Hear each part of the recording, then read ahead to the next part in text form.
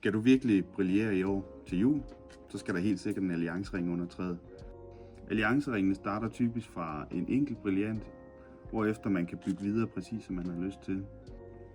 Allianceringen er også fantastisk til hverdagsring, fordi de her krabber og sten de er fattet nede i selve ringskinnet.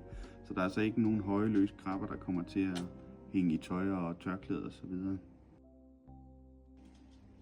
Mange vælger også at bruge allianceringene som et mere symbolsk smykke. Man kan fx altid få en sten ekstra indsat i forbindelse med jubilæum eller en anden særlig anledning.